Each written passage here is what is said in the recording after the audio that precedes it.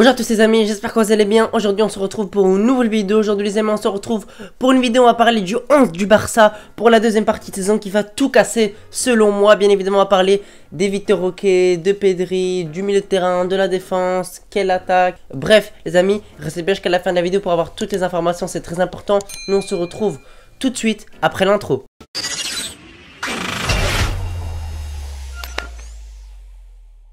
On n'a pas fait une super saison, en tout cas pas une super première partie de saison. On n'a même pas fini deuxième en Liga. En Ligue des Champions, on va dire que ça passait dans le jeu, ce n'est pas extraordinaire. Mais je suis sûr que la deuxième partie de saison, le Barça va nous réserver des surprises. Parce que le Barça va maintenant jouer la Liga, même si on se retrouve avec quelques points de retard. Également la Super Coupe du Roi, la Coupe du Roi et également la Ligue des Champions, la plus grande compétition qu'on va jouer cette saison contre Naples en 8ème. Et puis pourquoi pas les quarts demi si on arrive à se qualifier. Donc les amis c'est parti tout de suite pour la composition. On part tout de suite pour la composition. Donc les amis dans les cages bien évidemment Marc-André Ter Stegen.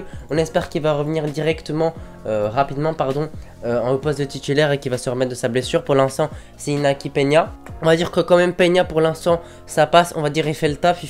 Franchement il fait le taf pour un gardien remplaçant. Donc voilà. Il va falloir que Ter Stegen revienne bien évidemment pour les gros matchs de Ligue des Champions. Mais il va pas falloir non plus le presser parce qu'une rechute, on sait jamais, ça peut toujours arriver si on presse le joueur à son retour. Et franchement, une équipe Peña garde un bon niveau. Donc ce n'est pas une urgence de faire revenir Ter Stegen. Même si pour les matchs de Ligue des Champions, ce serait bien quand même qu'il soit là. Maintenant les amis, on passe à la défense, la charnière centrale.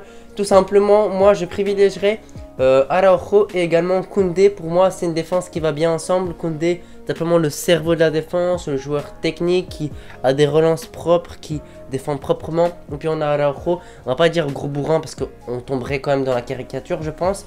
Mais voilà, le joueur qui fait plus peur physiquement, qui va sur les contacts, il n'a pas peur de mettre sa tête ou les gens ont peur de mettre leurs mains. Petite dédicace à Puyol si vous avez la référence.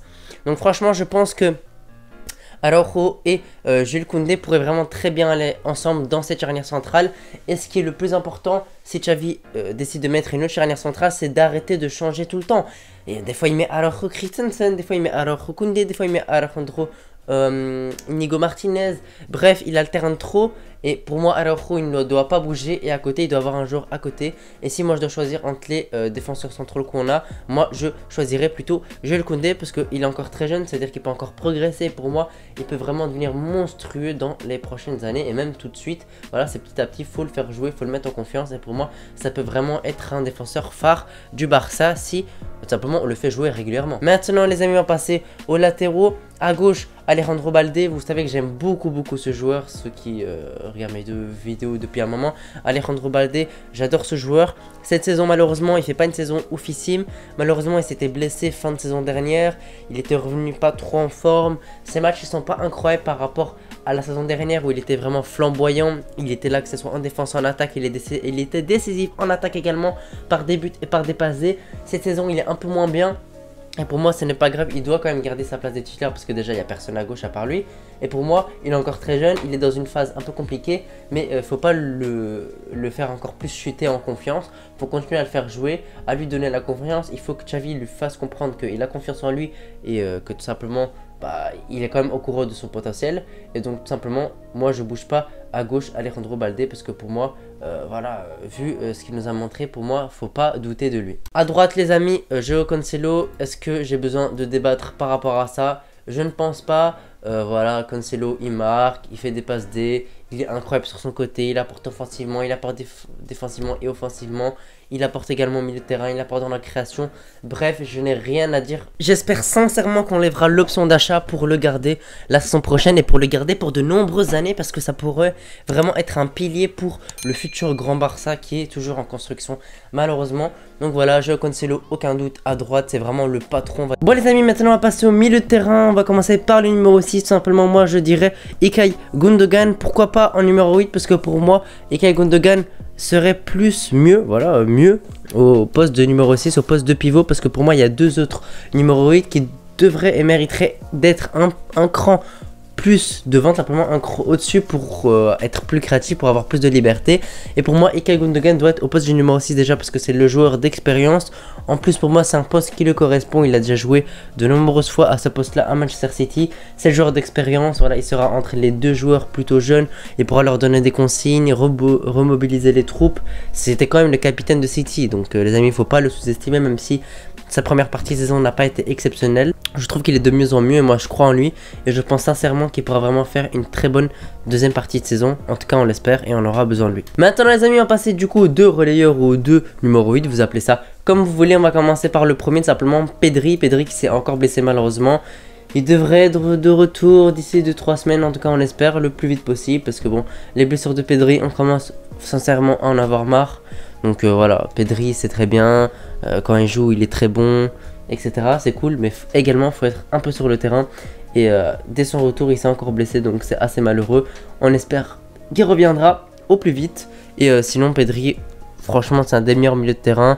Quand il était à son niveau, quand il se blessait pas, quand il était vraiment au max, franchement c'était le meilleur milieu de terrain. Il était incroyable, que ce soit sur la créativité, sur les replis défensifs. Il marquait également, il faisait des passes D, il faisait des passes lumineuses, des passes incroyables. Franchement c'est vraiment magicien. Donc on espère vraiment qu'il reviendra au plus vite. En tout cas c'est ce que j'espère. Maintenant on va passer les amis au dernier, troisième milieu de terrain. Ce troisième et dernier milieu de terrain, simplement vous doutez bien, c'est Frenkie de Jong. Donc de Jong, franchement également un des patrons du milieu. Franchement les trois milieux de terrain que je vais vous donner, c'est des patrons, c'est des joueurs exceptionnels, c'est des joueurs qui apportent beaucoup au Barça, c'est des joueurs qui peuvent tout changer dans un match. Donc on a vraiment de la chance d'avoir un milieu très dense qui est excellent.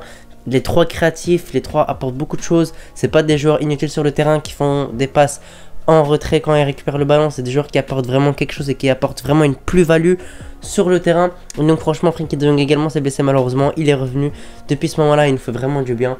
Et donc franchement ce milieu de terrain, si on arrive à le conserver sans blessure, il pourrait vraiment faire des ravages dans les prochaines compétitions qu'on va jouer. Maintenant les amis, on va passer à l'attaque qui va vraiment envoyer du lourd. Déjà les amis, on va commencer par à droite, Rafinha, ailier droit. Même s'il fait pas une super saison, je trouve qu'il se donne vraiment à fond. Voilà, quand il rate une occasion, quoi, on voit vraiment qu'il a vraiment la rage et que c'est vraiment un joueur qui veut tout donner pour le club. Donc moi, je lui en veux pas et je pense vraiment que si il cadre un peu plus, qu'il soit un peu plus réaliste devant les buts, il pourrait vraiment être un monstre parce que sur les dribbles, etc. Franchement, c'est un joueur qui se donne sur le terrain et je peux rien lui dire. Et en même temps, on n'a pas trop de choix non plus sur le poser les droits. On a Lamine Yamal, mais les amis, il est encore trop jeune, il a 16 ans. On voit qu'il est quand même limité pour son âge. Donc voilà, les amis, il faut laisser Lamine Yamal progresser petit à petit. Toujours le faire rentrer en fin de match. Toujours lui donner du temps de jeu, ça c'est important. Mais pour moi, il peut pas encore être au poste de titulaire pour les gros matchs. En tout cas, c'est mon avis. N'hésitez pas à me donner le vôtre encore. Maintenant, les amis, on va passer simplement à l'ailier droit. João Félix. Qui d'autre que João Félix? Joueur incroyable sur le terrain. Voilà, il apporte beaucoup, il marque des buts, il dribble, il est créatif, il fait des passes incroyables. C'est vraiment le magicien de notre équipe, c'est vraiment le joueur qui, on va dire, c'est quasiment la star de l'équipe, hein, franchement en étant honnête. Donc, João Félix comme João Cancelo, on espère qu'ils resteront la saison prochaine et qu'on pourra trouver des accords avec les deux clubs pour lever l'option d'achat. Même si on n'a pas, faudra les acheter directement parce que on n'a pas réussi à avoir une option d'achat à cause de problèmes financiers. Bref, en tout cas, João Félix, moi j'espère vraiment qu'il va rester la saison prochaine et cette saison je compte vraiment sur lui pour sortir une grosse deuxième partie de saison. On aura besoin de lui, que ce soit en Liga, en Coupe du Roi, en Super Coupe ou bien en Ligue des Champions. Il sera vraiment très important et on espère vraiment très fort qu'il se blessera pas, c'est le plus important. Et moi sinon j'ai vraiment confiance en João Félix pour qu'il sorte une saison de monstre. Maintenant les amis, on va passer au dernier joueur. Ça va être qui? Ça va être simplement Vitor Roque, la nouvelle recrue. Pour moi il doit remplacer Lewandowski. Lewandowski fait une mauvaise saison, on va dire, il est vraiment mauvais. Il a marqué quelques buts dans le jeu, c'est vraiment pas ça. Il rate beaucoup, il perd beaucoup de ballons. Dans les cages il perd beaucoup. Donc franchement moi je vois pas pourquoi on le garderait titulaire alors que tu as un Vitor Roque qui est plein de potentiel. Donc pour moi faudra tester Vitor Roque, le faire jouer pas mal de matchs pour voir si il a niveau pour le Barça. Et si il a niveau, bien évidemment Lewandowski c'est sur le banc et c'est une fin de saison pour lui.